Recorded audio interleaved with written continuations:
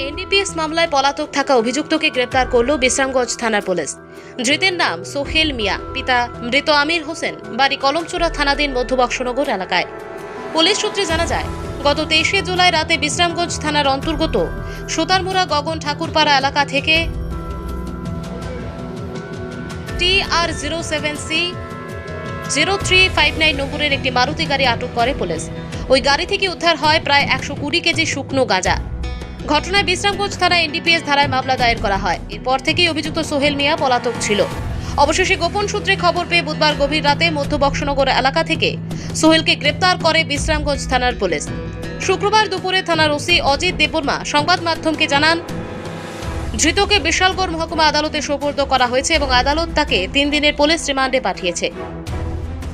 আমরা গোপন সূত্রের ভিত্তিতে গভীর রাত্রে আমরা আসামি গত 23 তারিখ সাথে একটি আমরা গাড়িটিকে আটক করি সুতারমুড়া এলাকাতে। ওই গাড়ির মধ্যে 120 কেজি গাঁজা আমরা বাজেয়াপ্ত করেছিলাম। তখন ওই গাড়ির ড্রাইভার পলাতক ছিল। ওই গাড়ির নাম্বার হচ্ছে TR07C 0359। এরপরে আমরা বহুদিন ওই কালপিটের বিরুদ্ধে আমরা রেড করি। তাদের বাড়িতে অনন্য সাসপেক্টেড এলাকাতে, কিন্তু তাকে খুঁজে পাওয়া যাচ্ছে না।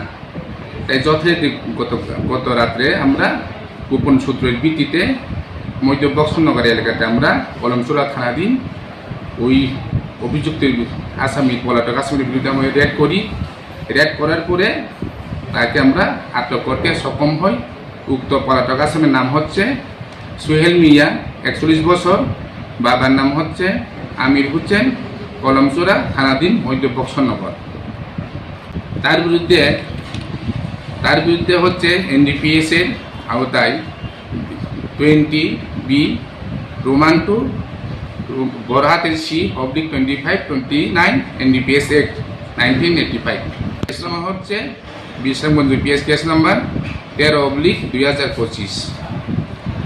তাকে আমরা 3 দিনের পুলিশ রিমান্ড চেয়ে তাকে আজকে আমরা কোর্টে আমরা প্রেরণ করা হবে। আমার নাম Ajit Debbarma, inspector of police, OC Bishramganj PS.